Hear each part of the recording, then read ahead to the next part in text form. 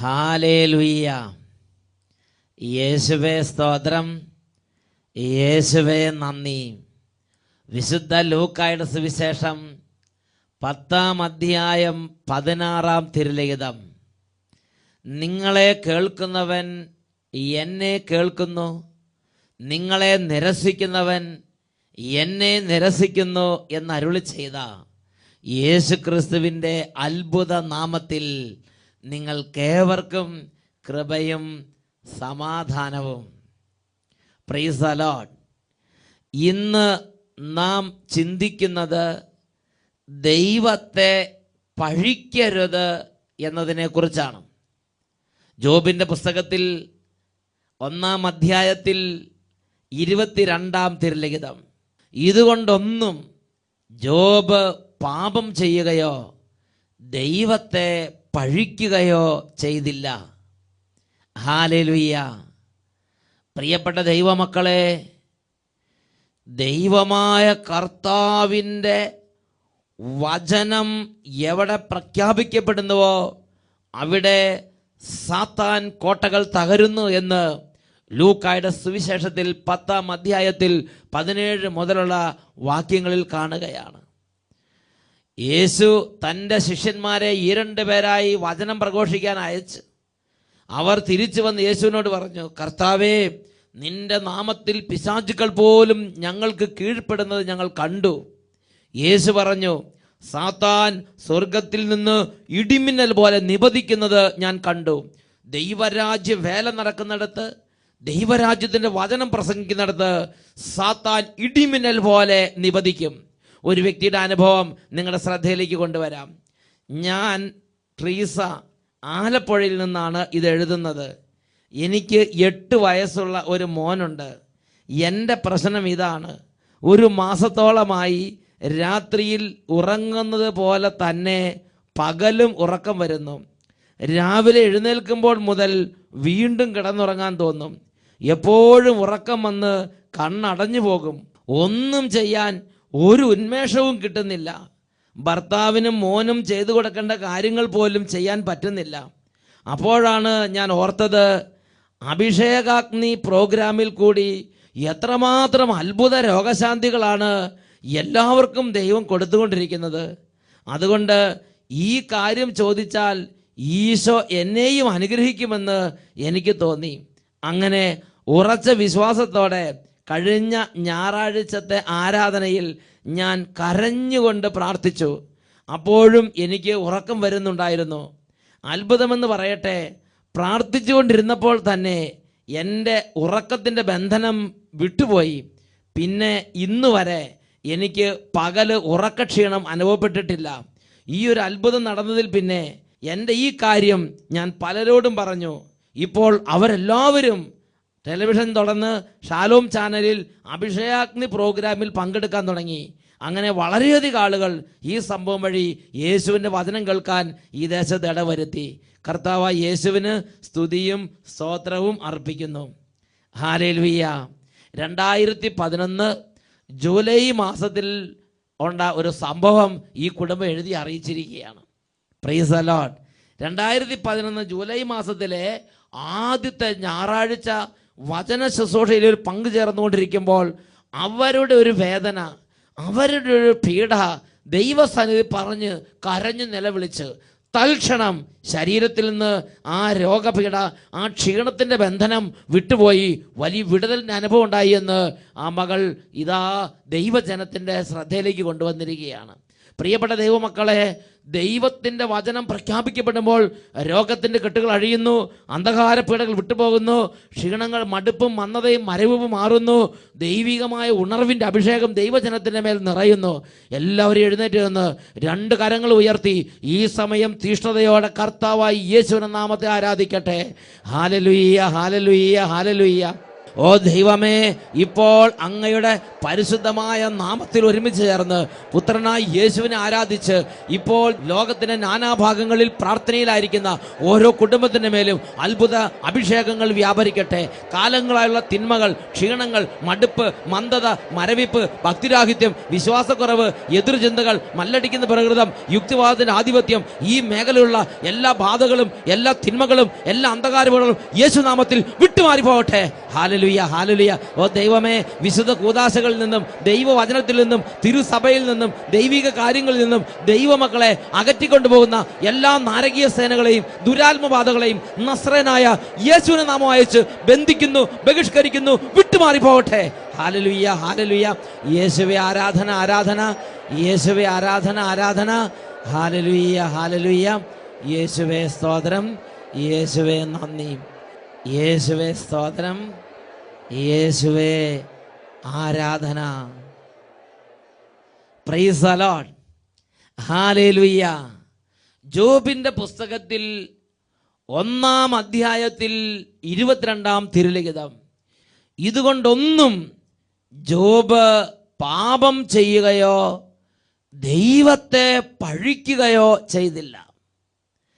അനേക ആളുകൾ ഈ കാലഘട്ടത്തിൽ ആത്മീയ ജീവിതത്തിൽ, ആത്മീയ മണ്ഡലത്തിൽ ദുർബലപ്പെടുന്നതിൻ്റെ ഒരു കാരണം തങ്ങളുടെ ജീവിതത്തിലും ചുറ്റുപാട് മേഖലകളിലും സംഭവിക്കുന്ന പല കാര്യങ്ങളിലും ഹൃദയത്തിൽ ദൈവത്തെ പഴിക്കുന്ന ഒരു ദുർപീഡയ്ക്ക് വിധേയപ്പെടുന്നു എന്നുള്ളതാണ്. ഇതെന്തുകൊണ്ട് ഇങ്ങനെ? എന്തുകൊണ്ട് ദൈവം അങ്ങനെ ചെയ്തില്ല? എന്തുകൊണ്ട് ദൈവം ഇങ്ങനെ ചെയ്തു?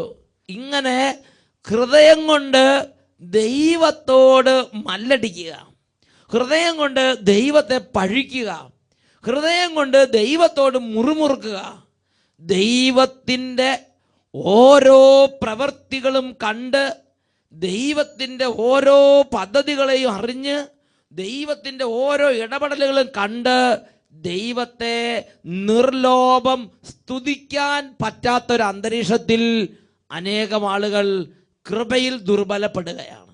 പ്രിയപ്പെട്ട ദൈവമക്കളെ, ജ്ഞാനത്തിൻ്റെ പുസ്തകത്തിൽ 1-ാം അധ്യായത്തിൽ 6ഉം 7ഉം തിരുലിഖിതങ്ങൾ ഈ നിമിഷങ്ങളിൽ നമ്മളൊന്ന് പഠന വിഷയമാക്കുകയാണ്. ജ്ഞാനം കരുണാമയമാണ്, എന്നാൽ ദൈവദൂഷണം പറയുന്നവനെ വെറുതെ വിടുകയില്ല.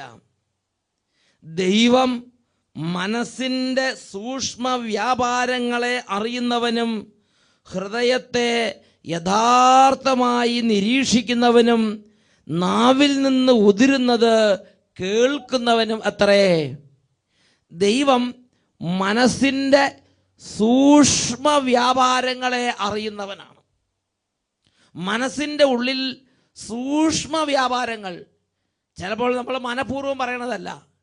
ഒരു കാര്യം കാണുമ്പോൾ, ഉദാഹരണം സുനാമി ഉണ്ടായി, ഉടനെ ചോദിക്കുകയാണ്, അയ്യോ എന്തുകൊണ്ട് ദൈവം ഇതെല്ലാം ചെയ്ത്? അതും അല്ലെങ്കിൽ കുറേ നിഷ്കളങ്ക കുഞ്ഞുങ്ങൾ എന്തെങ്കിലും പ്രത്യേക സാഹചര്യത്തിൽ മഹാമാരി പിടിപെട്ടോ, അല്ലെങ്കിൽ എന്തെങ്കിലും അനർത്ഥങ്ങൾ വന്നോ മരിക്കാനിട വരികയാണ്. അല്ലെങ്കിൽ പട്ടിണി ഉണ്ടായി, അതും അല്ലെങ്കിൽ അപ്രതീക്ഷിതമായ ചില അനർത്ഥങ്ങളുണ്ടായി, ചില അപകടങ്ങളുണ്ടായി, അപ്രതീക്ഷിതമായി ചിലർ മരിച്ചു, അപ്രതീക്ഷിതമായി സമ്പത്തെല്ലാം നഷ്ടപ്പെട്ടു. ഉടനെ ഹൃദയത്തിൽ നിന്ന്, ഹൃദയത്തിൻ്റെ സൂക്ഷ്മ മേഖലകളിൽ ദൈവത്തിൽ ആഹ്ലാദിക്കാൻ പറ്റാതെ ഇതെന്തുകൊണ്ട്, എനിക്കെന്തുകൊണ്ട് ഇങ്ങനത്തെ ചോദ്യം ഉയരുന്ന ഒരു അന്തരീക്ഷം ഹൃദയത്തിൽ നിലനിൽക്കുന്നുണ്ടെങ്കിൽ, മകനെ, മകളെ, ഇത് കൃപയുടെ ജീവിതത്തിന് കനത്ത പ്രഹരമേൽപ്പിക്കുന്ന ഒരു സ്വഭാവ രീതിയാണ്. ദൈവത്തിൻ്റെ വചനം പഠിപ്പിക്കുകയാണ്, നമ്മുടെ ദൈവമായ കർത്താവ് മനസ്സിൻ്റെ സൂക്ഷ്മഭാവങ്ങളെ പരിശോധിക്കുന്നവനും അതുപോലെ ഹൃദയത്തിൻ്റെ ഓരോ അവസ്ഥകളെയും യഥാർത്ഥ സ്ഥിതിയെ നിരീക്ഷിക്കുന്നവനും നാവിൽ നിന്ന് ഉതിരുന്ന ഓരോ വാക്കുകളെയും തൂക്കി നോക്കുന്നവനുമാണ് നമ്മുടെ ദൈവമായ കർത്താവ്. മനസ്സിൻ്റെ വ്യാപാരങ്ങൾ, ഹൃദയത്തിൻ്റെ അവസ്ഥ, നാവിൽ നിന്ന് വരുന്ന വാക്കുകൾ, ഇത് ദൈവം പരിശോധനയ്ക്ക് വിധേയപ്പെടുത്തുന്നുണ്ട്. എൻ്റെയും നിങ്ങളുടെയും ജീവിതത്തിൽ ഞാനും നിങ്ങൾ ഗൗരവത്തിൽ മനസ്സിൻ്റെ മേഖലകളെയും ഹൃദയത്തിൻ്റെ ഭാവങ്ങളെയും പവിത്രീകരിച്ചെടുക്കണം, വിശുദ്ധീകരിച്ചെടുക്കണം. വെറും അപരിഷ്കൃതമായ വിധത്തിൽ മനസ്സിനെയും ഹൃദയത്തെയും വിടരുത്.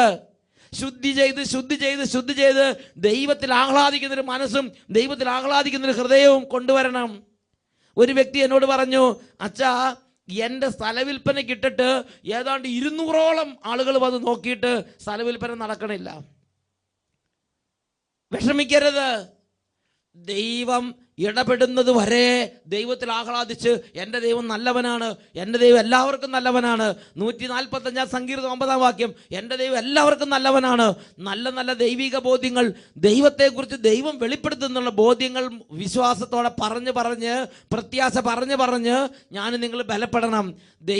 വാക്കുകൊണ്ട് പാപം ചെയ്യുകയോ ദൈവത്തെ പഴിക്കുകയോ അരുത്. വീണ്ടും വചനം പഠിപ്പിക്കുകയാണ്. ജ്ഞാനത്തിന്റെ പുസ്തകം 1-7 വാക്യം, കർത്താവിൻ്റെ ആത്മാവിനാൽ ലോകം നിറഞ്ഞിരിക്കുന്നു, എല്ലാറ്റിനെയും ആശ്ലേഷിക്കുന്ന അത് മനുഷ്യൻ പറയുന്നത് അറിയുന്നു. ദുർഭാഷണം നടത്തുന്നവൻ പിടിക്കപ്പെടും, നീതിയുടെ ശിക്ഷ അവനെ വെറുതെ വിടുകയില്ല. അധർമ്മിയുടെ ആലോചനകൾ വിചാരണയ്ക്ക് വിധേയമാക്കപ്പെടും, അവന്റെ വാക്കുകൾ കർത്താവിൻ്റെ മുമ്പിൽ വരും. അസഹിഷ്ണുവായവൻ സകലതും കേൾക്കുന്നു, നിഷ്പ്രയോജനമായ മുറുമുറുപ്പ് പോലും അവിടുത്തെ ശ്രദ്ധയിൽ വരാതിരിക്കുകയില്ല. തോബിത്തിന്റെ പുസ്തകത്തിൽ ഇതിനെക്കുറിച്ച് നമുക്ക് കുറച്ചും കൂടെ വിശദമായി മനസ്സിലാക്കാൻ രംഗങ്ങൾ ധാരാളമുണ്ട്. തോബിത്ത് സത്യത്തിൽ ദൈവത്തിൻ്റെ വഴികളിൽ നടക്കുന്നതിൽ അഭിമാനിക്കുന്ന ഒരു ദൈവ പൈതലാണ്. നഫ്താലി വംശജനായ തോബിത്ത് അസീറിയ സാമ്രാജ്യത്തിന്റെ തലസ്ഥാനമായ നിനവയിലാണ് വസിക്കുന്നത്. സെന്നാകരീബ് ചക്രവർത്തിയാണ് അവിടെ ഭരണം നടത്തിക്കൊണ്ടിരിക്കുന്നത്. ആ കാലഘട്ടത്തിൽ തോബിത്തിന്റെ കഴിവിന്റെ പരമാവധി നന്മ ചെയ്തുകൊണ്ടിരുന്നു, ദൈവവചനം അനുസരിച്ചു കൊണ്ടിരുന്നു, ദാനധർമ്മങ്ങൾ ചെയ്തുകൊണ്ടിരുന്നു. അങ്ങനെ ദൈവവചനത്തിൽ തോബിത്തിന്റെ പുസ്തകം 1-ാം അധ്യായം നമ്മൾ വായിക്കുന്നത് എങ്ങനെയാണ്? വർഷം തോറും തോബിത്ത് മാത്രം ദൈവവചനപ്രകാരം ജെറുസലേമിൽ പോയി ദശാംശം കൊടുത്ത് ബലിയർപ്പിച്ച് ദൈവത്തെ ആരാധിച്ചു പോരുന്ന ഒരു രംഗം പോലും തോബിത്തിന്റെ ജീവിതത്തിൽ മുടങ്ങാതെ തോബിത്ത് സൂക്ഷിച്ചിരുന്നു. അങ്ങനെ ദേശത്തുള്ള എല്ലാവരും ദൈവത്തെ ഉപേക്ഷിച്ചപ്പോൾ, ദേശത്തുള്ളവരെല്ലാം തന്നിഷ്ടപ്രകാരം നടന്നപ്പോൾ, തോബിത്ത് ദൈവത്തെ സ്നേഹിച്ച് ദൈവത്തെ മാനിച്ച് ദൈവവചനപ്രകാരം ജീവിക്കുന്നതിൽ നിഷ്കർഷയോടെ മുന്നോട്ട് പോവുകയാണ്. എവിടെയെങ്കിലും ഒരാൾ മരിച്ചു എന്നറിഞ്ഞാൽ, സ്വന്തം സമുദായത്തിൽപ്പെട്ട ഒരാൾ മരിച്ചു എന്നറിഞ്ഞാൽ ഉടനെ പോയി അദ്ദേഹത്തെ പോയി മറവ് ചെയ്യുന്നതിൽ അദ്ദേഹം വളരെ ശുഷ്കാന്തി കാണിച്ചു. ഇത് തന്നെ ജീവനും തന്നെ കുടുംബത്തിനും ഭീഷണിയാവും, ഇത് എൻ്റെ കുടുംബത്തിനും എനിക്കും വലിയ നാശത്തിന് കാരണമാവെന്ന് അറിഞ്ഞിട്ട് പോലും, ചക്രവർത്തിയുടെ കോപം വിളിച്ചു വരുന്ന അറിഞ്ഞിട്ട് പോലും തോബിത്ത് ഇത് വളരെ ധീരതയോടെ അങ്ങനെ ചെയ്തുകൊണ്ടിരുന്നു. പ്രതീക്ഷിച്ചതുപോലെ ചക്രവർത്തിയുടെ കോപം വിളിച്ചു വരുത്തി. അങ്ങനെ തോബിത്ത് നാട് വിട്ട് ഓടേണ്ടി വന്നു. പിന്നെ ഭാര്യയും മക്കളെയും വിട്ട് വർഷങ്ങളോളം പരദേശവാസിയായി അവൻ ജീവിക്കേണ്ടി വന്നു. പക്ഷേ ഹൃദയത്തെ ഒരിക്കൽ പോലും ദൈവത്തോട് മല്ലടിച്ചില്ല, ദൈവത്തെ അവൻ ദുഷിച്ചു പറഞ്ഞില്ല. വീണ്ടും സെന്നാകരീബ് ചക്രവർത്തി മരിച്ച് അടുത്ത ഭരണകർത്താവ് ഭരണം ഏറ്റെടുത്തപ്പോൾ തോബിത്തിന് സ്വന്തം നാട്ടിലേക്ക് തിരിച്ചു വരാൻ അവസരമായി. അങ്ങനെ സ്വന്തം നാട്ടിലെത്തിയ തോബിത്ത് അങ്ങനെ ഭാര്യയും മക്കളും ഒരിക്കൽ വിരുന്ന് കഴിക്കാൻ വേണ്ടി ഇരിക്കുമ്പോഴാണ് ഇതാ മറ്റൊരു വാർത്ത അറിയുന്നത്, ആരോ ഒരാൾ മരിച്ചു കിടക്കുന്നു. ഉടനെ ആ ഭക്ഷണം അവിടെ വെച്ചിട്ട് അദ്ദേഹം എഴുന്നേറ്റ് ആ മൃതനായ മനുഷ്യൻ്റെ മൃതസംസ്കാരത്തിനുള്ള നടപടികൾക്കായി അദ്ദേഹം പോയി. എന്തായാലും മൃതസംസ്കാരം കഴിഞ്ഞ് തിരിച്ചു വരുമ്പോൾ അദ്ദേഹം അശുദ്ധനായതുകൊണ്ട് അന്ന് രാത്രി വീട്ടിൽ കയറിയില്ല. അവൻ പുറന്നു കിടന്നുറങ്ങുമ്പോൾ ഇതാ ഒരു പക്ഷിയുടെ കാഷ്ടം അവൻ്റെ കണ്ണിൽ വീണ് അവൻ്റെ കണ്ണുകൾ പൊട്ടി ആ 2 കണ്ണുകളിലും അവൻ അന്ധനായി മാറി. അങ്ങനെ കുരുടനായിരിക്കുന്ന തോബിത്ത് വീട്ടിലെ സാമ്പത്തികതയൊക്കെ ദുർബലപ്പെട്ട് അങ്ങനെ ഉപജീവനത്തിന് പോലും വകയില്ലാതെ ഭാര്യ പല വീടുകളിൽ എന്തെങ്കിലും പദാർത്ഥങ്ങൾ ഉണ്ടായിക്കൊണ്ട് കൊടുത്ത് കിട്ടുന്ന നിസ്സാര തുക കൊണ്ട് ഉപജീവനം കഴിയുന്ന രംഗം. ഒരു ദിവസം അങ്ങനെ ഉപജീവനം കഴിയാനായിട്ട് ഭാര്യയ്ക്ക് കൈവശമായിരുന്ന ചില തൊഴിലുകൾ ചെയ്ത് ചില വസ്ത്രങ്ങളോ ചില അപ്പമോ പലഹാരമോ എന്തൊക്കെ ഉണ്ടാക്കി അങ്ങനെ വീടുകളിൽ കൊണ്ട് കൊടുത്ത് അതിൻ്റെ തുച്ഛമായ വരുമാനം കൊണ്ട് വരുമ്പോൾ ഒരു ദിവസം ആട്ടിൻകുട്ടിയുടെ കരച്ചിൽ ഈ അന്ധനായ തോബിത്ത് കേട്ടു. ഉടനെ തോബിത്ത് പിന്നെ ഭക്ഷണം കഴിച്ചില്ല. തോബിത്ത് പറഞ്ഞു, ഈ ആട്ടിൻകുട്ടിയെ നീ എവിടുന്ന് മോഷ്ടിച്ചുകൊണ്ട് വന്നു? ഇതെങ്ങനെ നിനക്ക് കിട്ടി? അവസാനം ഇത് ഒരാൾ സമ്മാനം കൊടുത്തതാണെന്ന് തിരിച്ചറിയണത് വരെ തോബിത്ത് ഭക്ഷണം കഴിക്കുകയോ അല്ലെങ്കിൽ ആ കാര്യത്തെ അംഗീകരിക്കുകയോ ചെയ്തില്ല. പ്രിയപ്പെട്ട സഹോദരൻ, അത്രമാത്രം നീതിനിഷ്ഠനായ തോബിത്ത്, എന്നാൽ അദ്ദേഹത്തിൻ്റെ ജീവിതത്തിൽ ഒന്നിനു പുറകെ ഒന്നായി ദുരിതങ്ങൾ, ഒന്നിനു പുറകെ ഒന്നായി തകർച്ച, ഒന്നിനു പുറകെ ഒന്നായി പരാജയങ്ങൾ, ദാരിദ്ര്യം, ഞെരുക്കം, പട്ടിണി, ബുദ്ധിമുട്ട്. കുടുംബത്തിൽ പലതരത്തിലുള്ള അങ്ങോട്ടും ഇങ്ങോട്ടുമുള്ള പലതരത്തിലുള്ള പ്രശ്നങ്ങൾ. പക്ഷേ ഇതിൻ്റെ നടുവിൽ തോബിത്ത് ഒരിക്കൽ പോലും ഒരു വാക്കുകൊണ്ട് പോലും അവൻ ദൈവത്തെ ദുഷിക്കുന്നില്ല.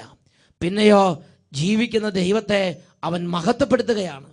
പ്രിയപ്പെട്ട സഹോദരങ്ങളെ, അതുകൊണ്ട് അവൻ്റെ ജീവിതത്തിൽ ദൈവം ഒരു വലിയ വിജയം, ദൈവം ഒരു വലിയ അനുഭവത്തിൻ്റെ ഉടമയാക്കി അവനെ ലോകാന്ത്യം വരെ അവൻ്റെ നാമം കൂടി പ്രഘോഷിക്കപ്പെടാതക്കവണ്ണം ദൈവം അവനെ വിശുദ്ധ ഗ്രന്ഥത്തിൻ്റെ ഭാഗമാക്കി മാറ്റി. ഇത്രമാത്രം ഭാരവും പ്രയാസവും എല്ലാം അനുഭവപ്പെടുമ്പോൾ തോബിത്ത് എന്താ ചെയ്തത്? ഞാൻ ഇത്രയും വിശുദ്ധമായി ജീവിച്ചിട്ട് ദൈവം എന്നെ കാണുന്നില്ലേ? എൻ്റെ പ്രാർത്ഥന ഒന്നും ദൈവം കേൾക്കുന്നില്ലേ? ഈ നാട്ടിൽ എല്ലാവരും ദൈവത്തെ ഉപേക്ഷിച്ച് ജീവിക്കുമ്പം ഞാൻ ഇത്രയും നിർമ്മലമായി ജീവിക്കാൻ പരിശ്രമിക്കുമ്പോൾ എനിക്ക് മാത്രം എന്താ ഈ കഷ്ടപ്പാട്? ഇങ്ങനെ ഹൃദയം കൊണ്ട് ദൈവത്തെ പഴിക്കാൻ തോബിത്ത് എന്തെങ്കിലും മെനക്കെട്ടോ?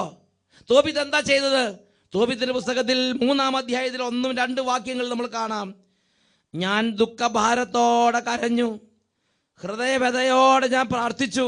കർത്താവേ, അവിടുന്ന് നീതിമാനാണ്. അങ്ങയുടെ പ്രവൃത്തികളും അങ്ങയുടെ മാർഗങ്ങളും അങ്ങയുടെ തീരുമാനങ്ങളും കാരുണ്യവും സത്യവും നിറഞ്ഞതാണ്. അങ്ങയുടെ വിധി എന്നും സത്യവും നീതിനിഷ്ഠവുമാണ്. എന്നെ ഓർക്കുകയും കടാക്ഷിക്കുകയും ചെയ്യണമേ. നോക്ക്, അശുദ്ധിയിലും തന്നിഷ്ടഭാവത്തിലും അരാജകത്തിലും ജീവിക്കുന്നവർക്ക് ഒരു കുഴപ്പമില്ലാതിരിക്കുമ്പം വിശുദ്ധിയിലും ദൈവവൈദ്യം ജീവിക്കുന്ന ഈ ദൈവവൈദ്യം എന്നും കഷ്ടപ്പാട്, എന്നും ദുരിതം. പക്ഷെ ഒരിക്കൽ പോലും ദൈവത്തെ പഴിച്ച് എന്തുകൊണ്ട് എനിക്ക് ഇങ്ങനെ എന്ന് ചോദിച്ചില്ല. പിന്നെയോ ദൈവം ആ ഒരു ഞെരുക്കത്തിൽ മനുഷ്യസഹജമായ ഹൃദയവേദനയോടെ ദൈവത്തിൻ്റെ സന്നിധിയിൽ വന്ന് എളിമപ്പെട്ട് ദൈവത്തെ വാഴ്ത്തുന്ന തോബിത്തിനെയാണ് വിശുദ്ധ ലേഖനം നമുക്ക് കാണിച്ചു തരുന്നത്. സങ്കീർത്തന പുസ്തകത്തിൽ 123-ാമത്തെ അധ്യായത്തിൽ ഇതിനെക്കുറിച്ച് പ്രബോധനമുണ്ട്. സ്വർഗത്തിൽ വാഴുന്നവനെ, അങ്ങയിലേക്ക് ഞാൻ കണ്ണുകൾ ഉയർത്തുന്നു. ദാസന്മാരുടെ കണ്ണുകൾ യജമാനന്റെ കയ്യിലേക്ക് എന്ന പോലെ, ദാസിയുടെ കണ്ണുകൾ സ്വാമിനിയുടെ പക്കലേക്ക് എന്നതുപോലെ ഞങ്ങളുടെ ദൈവമായ കർത്താവിന് ഞങ്ങളുടെ മേൽ കരുണ തോന്നുവോളം ഞങ്ങളുടെ കണ്ണുകൾ അവിടത്തെ തന്നെ നോക്കിയിരിക്കും. ഹല്ലേലൂയ. ഞാൻ പ്രാർത്ഥിച്ചു, 1 വർഷം പ്രാർത്ഥിച്ചു, 5 വർഷം പ്രാർത്ഥിച്ചു, 15 വർഷം പ്രാർത്ഥിച്ചു, ദൈവം അത് കേൾക്കുന്നില്ല എന്നുള്ള ഒരു പരിഭവം ഹൃദയത്തിലില്ല. എൻ്റെ ദൈവത്തിന് കരുണ തോന്നുവോളം എൻ്റെ കണ്ണുകൾ അവിടത്തെ തന്നെ നോക്കിയിരിക്കും.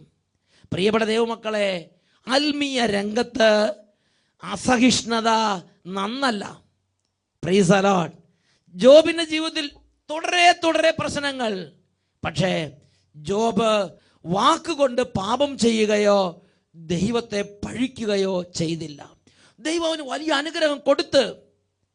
ജോബിന്റെ പുസ്തകത്തിൽ 42-ാം അധ്യായത്തിൽ 10-ാമത്തെ വാക്യം, ദൈവം ഇടപെട്ട് ജോബിന്റെ സ്നേഹിതന്മാരോട് സംസാരിക്കുന്നൊരു ഭാഗമാണത്. കർത്താവ് ജോബിനോട് ഇങ്ങനെ സംസാരിച്ചതിന് ശേഷം തേമാന്യനായ എലിഫാസിനോട് അരുളി ചെയ്തു, എൻ്റെ ക്രോധം നിനക്കും നിന്റെ 2 സ്നേഹിതന്മാർക്കും എതിരെ ജ്വലിക്കുന്നു. എന്തെന്നാൽ നിങ്ങൾ എന്നെ പറ്റി എൻ്റെ ദാസൻ ജോബിനെ പോലെ ശരിയായിട്ടല്ല സംസാരിച്ചത്. ദൈവത്തെ പറ്റി ചിന്തിക്കുമ്പോൾ, ദൈവത്തെ പറ്റി വിചാരിക്കുമ്പോൾ, ദൈവത്തോട് സംസാരിക്കുകയും ദൈവത്തെ പറ്റി മറ്റുള്ളവരോട് സംസാരിക്കുകയും ചെയ്യുമ്പോൾ ശരിയായിട്ട് സംസാരിക്കണം. പഴിച്ച് സംസാരിക്കരുത്, കുറ്റപ്പെടുത്തി സംസാരിക്കരുത്, പ്രകോപിപ്പിച്ച് സംസാരിക്കരുത്, സൂക്ഷിക്കണം. അതുകൊണ്ട് ജോബ് എന്താ ചെയ്തത്? ജോബ് പറയണത്, ജോബിന്റെ പുസ്തകം 19-ാമത്തെ 26-ാം വാക്യത്തിൽ പറയാണ്, എൻ്റെ ചർമ്മം അഴുകി ഇല്ലാതായാലും ഈ ചർമ്മത്തിരുന്ന് ഞാൻ എൻ്റെ ദൈവത്തെ ആരാധിക്കും. എൻ്റെ ദൈവം എനിക്ക് നല്ലവനാണ്. ദൈവത്തിന് നന്മയെ വാഴ്ത്തുന്ന ജോബ്. എന്നാൽ ജോബിന്റെ സ്നേഹിതന്മാർ പലപ്പോഴും ദൈവത്തെ കുറ്റപ്പെടുത്തി സംസാരിക്കുന്നു. എന്നിട്ട് ഈ ജോബിന്റെ സ്നേഹിതന്മാർക്ക് വേണ്ടി പ്രാർത്ഥിക്കുമ്പോൾ ദൈവം കൈ തുറന്ന് അനുഗ്രഹിക്കുകയാണ് ജോബിനെ. അതാണ് ജോബിന്റെ പുസ്തകം 42-ാം അധ്യായത്തിൽ 10-ാമത്തെ വാക്യം. ജോബ് തൻ്റെ സ്നേഹിതർക്ക് വേണ്ടി പ്രാർത്ഥിച്ചപ്പോൾ അവനുണ്ടായിരുന്ന ഐശ്വര്യം കർത്താവ് തിരികെ കൊടുത്തു. അവിടുന്ന് അത് ഇരട്ടിയായി കൊടുത്തു. പ്രിയപ്പെട്ട ദൈവമക്കളെ, ഒരു ദിവസം അല്ലെങ്കിൽ ഇന്നല്ലെങ്കിൽ നാളെ ഈ ദൈവത്തെ ആരാധിക്കുന്ന പൈതലിൻ്റെ ജീവിതത്തിൽ ദൈവത്തിൻ്റെ വലിയ മഹാനുഭവം ഉണ്ടാവും എന്നുള്ള സത്യമാണ്. ഒരു സിസ്റ്ററിൻ്റെ അനുഭവം ഓർമ്മിക്കുകയാണ്. സിസ്റ്ററിൻ്റെ ആങ്ങള വീട് വിട്ടു പോയിട്ട് ഏതാണ്ട് 25 വർഷം കഴിഞ്ഞ്. 25 വർഷം പ്രാർത്ഥിച്ചിട്ടും ഈ ആങ്ങളെ തിരിച്ചു വന്നില്ല. പക്ഷേ ആ സിസ്റ്റർ ഒരു സെക്കൻഡ് നേരം പോലും എന്തുകൊണ്ട് എൻ്റെ ആങ്ങളയ്ക്ക് വേണ്ടിയുള്ള പ്രാർത്ഥന എൻ്റെ ദൈവം കേൾക്കുന്നില്ല എന്ന് വേദനിച്ച് ദൈവത്തോട് സംസാരിച്ചിട്ടില്ല. എൻ്റെ ദൈവം നല്ലവനാണ്, തക്ക സമയത്ത് എൻ്റെ ദൈവം ഉത്തരമരുളും. ഇങ്ങനെ ദൈവത്തെ സ്നേഹിച്ച് ദൈവത്തെ വാഴ്ത്തി ജീവിക്കുന്ന സിസ്റ്റർ. അങ്ങനെ ഇരിക്കുമ്പോഴാണ് സിസ്റ്റർ ധ്യാനത്തിൽ വെച്ച് മറ്റുള്ളവർക്ക് വേണ്ടി പ്രാർത്ഥിക്കണമെന്ന് പരിശുദ്ധാത്മാവിൻ്റെ പ്രേരണ സിസ്റ്റർക്ക് കിട്ടി. അങ്ങനെ സിസ്റ്റർ ഉപവാസം എടുത്ത് ഇതുപോലെ കുടുംബം വിട്ടുപോയ മക്കളുള്ള കുടുംബങ്ങളിലേക്ക് അവരുടെ മക്കൾ തിരികെ വരട്ടെ എന്ന് കർത്താവിൻ്റെ സന്നിധിയിൽ ഈ സിസ്റ്റർ പ്രാർത്ഥിച്ചു. പ്രിയപ്പെട്ട സഹോദരങ്ങളെ, പിറ്റേ മാസം തന്നെ 25 വർഷങ്ങൾക്ക് ശേഷം ഈ സിസ്റ്ററിൻ്റെ ആങ്ങള ഭവനത്തിലേക്ക് വന്ന് ദൈവത്തെ ഒന്നിച്ച് ആരാധിക്കുന്ന ഒരു സാഹചര്യം ഉണ്ടായിട്ടുണ്ട്. Price the Lord, hallelujah. ഞാൻ പ്രത്യേകം ശ്രദ്ധിച്ചത് ഈ സിസ്റ്റർ 25 വർഷം ആങ്ങളെ നഷ്ടപ്പെട്ടിട്ട് തിരിച്ചു വരാതെ എവിടെയാണെന്ന് അറിയാതെ വിഷമിക്കുമ്പോൾ പോലും 25 വർഷമായിട്ട് പ്രാർത്ഥിക്കുമ്പോൾ പോലും ദൈവം ഉത്തരം തരുന്നില്ല, ദൈവം മുഖം മറച്ചു വെച്ചിരിക്കുന്നു എന്ന് തോന്നത്തക്ക സാഹചര്യം ഉണ്ടായിട്ട് പോലും ഒരു സെക്കൻഡ് ദൈവത്തെ പഴിക്കാനോ ദൈവത്തെ സംശയിക്കാനോ സിസ്റ്ററിൻ്റെ ജീവിതത്തിൽ സിസ്റ്റർ മെനക്കെട്ടില്ല. ദൈവത്തെ വാഴ്ത്തി, എൻ്റെ ദൈവം നല്ലവനാണ്, എൻ്റെ ദൈവം എന്നും നന്മയെ ചെയ്യുകയുള്ളൂ. ദൈവത്തിൻ്റെ നന്മയെ ഏറ്റുപറയാൻ തക്കവണ്ണം ഹൃദയത്തിൽ ദൈവത്തിൻ്റെ അനുഭവം കൊണ്ട് സിസ്റ്റർ നിറഞ്ഞുകൊണ്ടിരുന്നു. പ്രഭാഷകന്റെ പുസ്തകത്തിൽ 15-ാം അധ്യായം 11-ാം തിരുലിഖിതം, എൻ്റെ വീഴ്ചയ്ക്ക് കാരണം കർത്താവാണ് എന്ന് നിന്റെ ഹൃദയത്തിൽ പറയരുത്, എന്തെന്നാൽ താൻ വെറുക്കുന്നത് അവിടുന്ന് ചെയ്യുകയില്ല. എന്നെ വഴിതെറ്റിച്ചത് കർത്താവാണ് എന്ന് പറയരുത്, എന്തെന്നാൽ പാപിയെ കൊണ്ട് അവിടത്തേക്ക് ആവശ്യമില്ല. പ്രിയപ്പെട്ട ദൈവമക്കളെ, എസെക്കിയേൽ പ്രവചനത്തിൽ 18-ാം അധ്യായത്തിൽ 25-ാം തിരുലിഖിതം, കർത്താവിൻ്റെ വഴി നീതിപൂർവകമല്ല എന്ന് നിങ്ങൾ പറയുന്നു. ഇസ്രായേൽ ഭവനമേ കേൾക്കുക, എൻ്റെ വഴി നീതിപൂർവകമല്ലേ? നിങ്ങളുടെ വഴികളല്ലേ നീതിക്ക് നിരക്കാത്തത്? ഈ നിമിഷങ്ങളിൽ എഴുന്നേറ്റ് എന്ന് പ്രാർത്ഥിക്കാം. ഓ ദൈവമേ, കാലങ്ങളായി ഓരോ അനർത്ഥങ്ങളുടെ കാലത്ത് ഓരോ ഞെരുക്കത്തിലൂടെ ദൈവം നടത്തിവിടുമ്പോൾ മനസ്സിൻ്റെ സൂക്ഷ്മഭാവങ്ങളെ എൻ്റെ ദൈവമായ കർത്താവ് സൂക്ഷ്മ പരിശോധന ചെയ്യുന്ന സമയത്ത് പലപ്പോഴും ദൈവത്തെ എതിർക്കുന്നവനായി, ദൈവിക കാര്യങ്ങൾ ഉൾക്കൊള്ളാൻ പറ്റാത്തവനായി, ദൈവത്തിൻ്റെ ആത്മാവിനോട് മല്ലടിക്കുന്നവനായി, ദൈവത്തെ പഴിക്കുന്നവനായി മാറിയിട്ടുണ്ട്. ഇന്നിതാ ഞാൻ പ്രാർത്ഥിക്കുകയാണ്, കർത്താവേ, എല്ലാ കാലത്തും എല്ലാ നേരത്തും ദൈവത്തെ വാഴ്ത്തി സ്തുതിക്കുന്ന ദൈവസ്തുതിയുടെ അഭിഷേകം കൊണ്ട് ഞങ്ങളുടെ ഹൃദയങ്ങളിൽ നിറയ്ക്കണമേ. എല്ലാവരും കരങ്ങൾ ഉയർത്തി സ്തുതിക്കട്ടെ. Hallelujah, hallelujah, hallelujah. ഓ ദൈവമേ, ഉന്നത അഭിഷേകം ഹൃദയങ്ങളിലേക്ക് പ്രവഹിക്കട്ടെ, ഉന്നത അഭിഷേകം ഹൃദയങ്ങളിലേക്ക് പ്രവഹിക്കട്ടെ. എൻ്റെ ദൈവം എന്നും എല്ലാവർക്കും നല്ലവനാണ്. ഈ ഒരു അനുഭവത്തിൽ ജീവിതകാലം മുഴുവൻ ദൈവത്തെ ആരാധിക്കാൻ ദൈവത്തിൻ്റെ അനുഭവം കൊണ്ട് നിറയട്ടെ. Hallelujah, hallelujah. യേശുവേ ആരാധന, ആരാധന, ആരാധന. യേശുവേ ആരാധന, ആരാധന, ആരാധന. Hallelujah, hallelujah. യേശുവേ സ്തോത്രം, യേശുവേ നന്ദി, യേശുവേ സ്തോത്രം, യേശുവേ ആരാധന. നിന്റെ വാക്കുകളാൽ നീ നീതീകരിക്കപ്പെടും, നിന്റെ വാക്കുകളാൽ നീ കുറ്റം വിധിക്കപ്പെടുകയും ചെയ്യും. മത്തായിയുടെ സുവിശേഷം 12-ാം അധ്യായം 37-ാം തിരുലിഖിതം. Praise the Lord.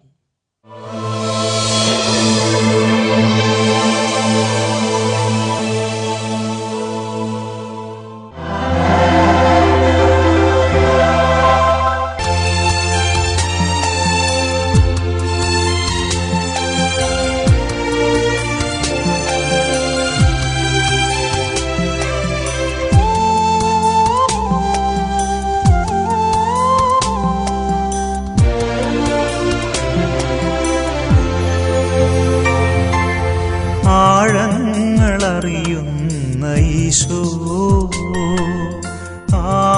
ആഗതനാകുന്നു നമ്മിൽ, അനുതാപഹൃദയമുയർത്തി സ്വന്തമാക്കാമനുപമനേ. ആഴങ്ങളറിയുന്ന ഈശോ ആഗതനാകുന്നു നമ്മിൽ, അനുതാപഹൃദയമുയർത്തി സ്വന്തമാക്കാമനുപമനേ. ആഴങ്ങളറിയുന്ന ഈശോ. പ്രഭാഷകന്റെ പുസ്തകത്തിൽ 48-ാം അധ്യായം 1-ാം തിരുലിഖിതം. അനന്തരം പ്രവാചകനായ ഏലിയ അഗ്നി പോലെ പ്രത്യക്ഷപ്പെട്ടു. അവന്റെ വാക്കുകൾ പന്തം പോലെ ജ്വലിച്ചു. പ്രിയപ്പെട്ട ദൈവജനമേ, കർത്താവിന് വേണ്ടി ഏലിയ ഒരു ആയുസ് മുഴുവൻ ചെയ്ത ശുശ്രൂഷയെ ഒറ്റ വാക്കിൽ, ഒറ്റ സെന്റൻസിൽ ഇതാ ദൈവത്തിന്റെ വചനം അവതരിപ്പിക്കുകയാണ്. അവൻ അഗ്നി പോലെ പ്രത്യക്ഷപ്പെട്ട് പന്തം പോലെ അവന്റെ വാക്കുകൾ ജ്വലിച്ചു. 2 കരങ്ങൾ സ്വർഗത്തിലേക്ക് ഉയർത്താം. ഈ നിമിഷങ്ങളിൽ ഒരു വലിയ അഗ്നി അഭിഷേകം വ്യാപരിക്കണം. യെശയ്യാ 66-ാം അധ്യായം 15-ാം തിരുലിഖിതം. കർത്താവ് അഗ്നിയിൽ എഴുന്നള്ളുന്നു, അവിടുത്തെ രഥം ഒരു കൊടുങ്കാറ്റ് പോലെ. Hallelujah, hallelujah. യേശുവേ, ആരാധന, ആരാധന. ഇപ്പോൾ അനേക രോഗികൾ സൗഖ്യം പ്രാപിക്കട്ടെ കർത്താവേ. വലിയ ഭയം, ആകുലത, ടെൻഷൻ, നിരാശ, കുറ്റബോധം, പലതരത്തിലുള്ള ദുർപീഡകൾ, ഇങ്ങനെയുള്ള ഓരോ പീഡകളിൽ കുടുങ്ങിക്കിടക്കുന്നവരെ, ഓരോ തരത്തിൽ സാത്താന്യ പീഡകൾ ആക്രമിച്ചുകൊണ്ടിരിക്കുന്നവരെ യേശുനാമത്തിൽ വിടുവിക്കുന്നു. തിന്മകളും കോട്ടകളും തകരട്ടെ. Hallelujah, hallelujah. യേശുവേ, ആരാധന, ആരാധന. യേശുവേ, ആരാധന, ആരാധന. അനുതാപ ഹൃദയമുയർത്തി സ്വന്തമാക്കാമനുപമനേ